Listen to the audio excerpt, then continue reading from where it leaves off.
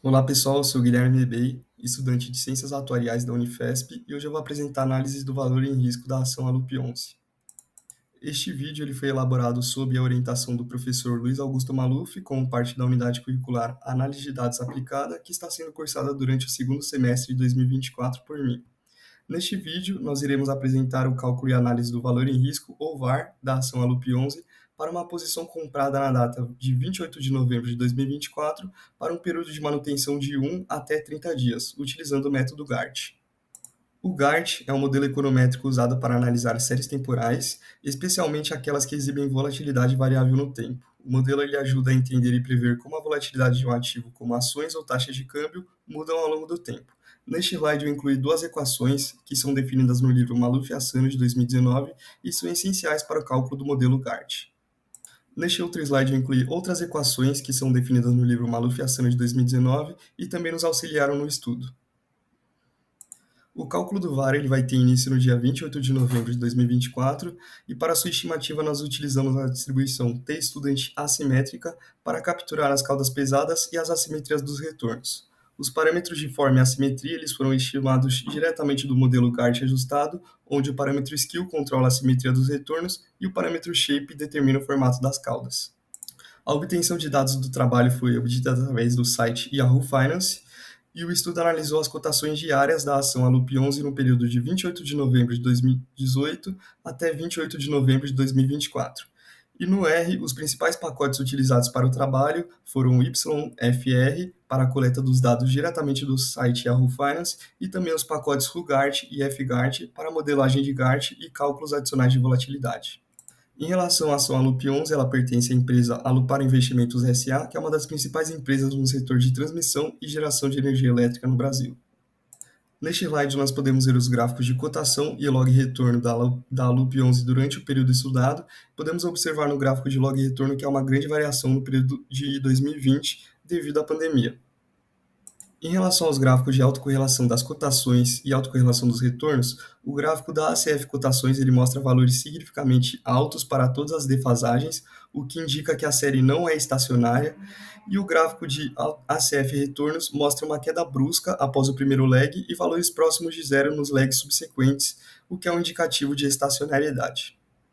O gráfico de autocorrelação dos log quadrados retornos a gente pode observar que os primeiros legs eles apresentam valores significativos de autocorrelação, indicando a presença de dependência na volatilidade, o que significa que períodos de alta volatilidade eles tendem a ser seguidos por novos períodos de alta volatilidade, e além disso, a autocorrelação ela diminui rapidamente para valores próximos de zero, que é um comportamento característico de processos GART.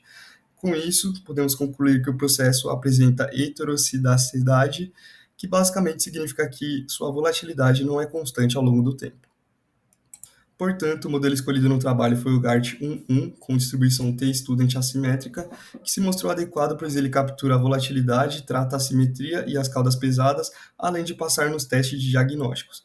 Todos os parâmetros do modelo eles são estatificamente significativos, o que indica que cada componente tem um impacto relevante na previsão da volatilidade, e os resíduos padronizados eles passaram no teste de autocorrelação, indicando que o modelo explicou bem a dinâmica dos retornos. Neste slide, nós podemos ver os parâmetros estimados do modelo, ômega, alfa1, beta1, skill e shape. Podemos observar que a soma de alfa1 mais beta1 é menor do que 1, indicando que o modelo é estacionário, e o parâmetro skill é aproximadamente igual a 1.055, que indica a simetria. Logo embaixo no slide eu incluí todos os valores dos parâmetros na equação. E em relação à análise de significância dos parâmetros com base nos seus p-valores, os resultados eles indicam que os coeficientes ômega, alfa1 e beta1 eles são estatisticamente significativos, reforçando a validade do modelo GART ajustado.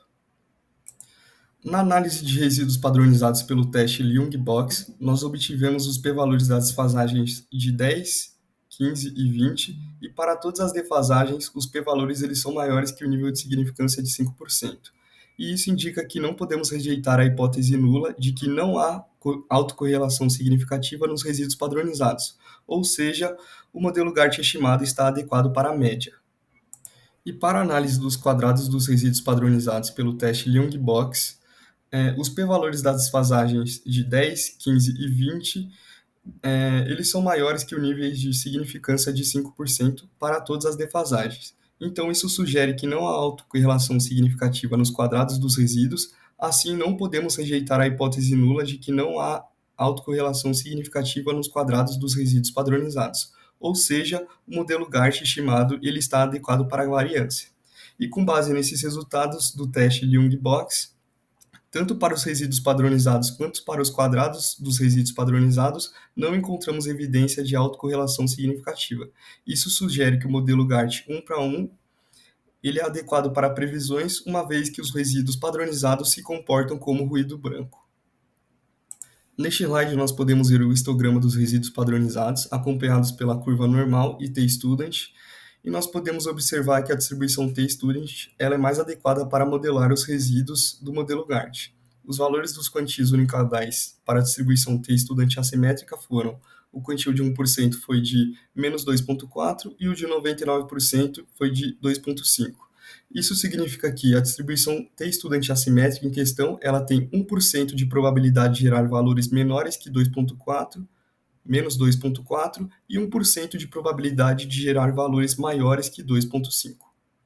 Neste slide, nós temos o gráfico do log retorno acompanhado dos limites superiores e inferiores, e os dados indicam que 1,2% dos retornos estão abaixo do limite inferior e 0,9% acima do limite superior, que são valores próximos do esperado de 1%.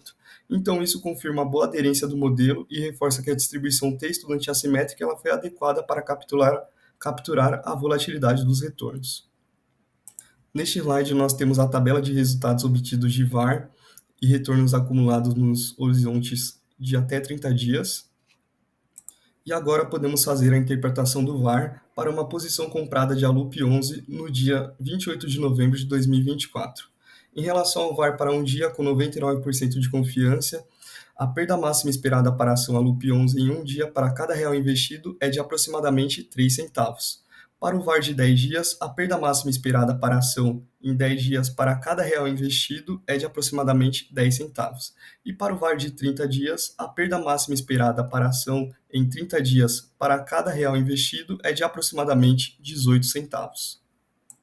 Concluindo o nosso trabalho realizado, ele aplicou um modelo GART 1 para 1 com a distribuição t-estudante assimétrica para estimar o VAR com base nos retornos da ação ALUP 11 e com os resultados do teste de Young-Box para os resíduos padronizados, é possível concluir que o modelo ele está bem ajustado tanto para a média quanto para a variância.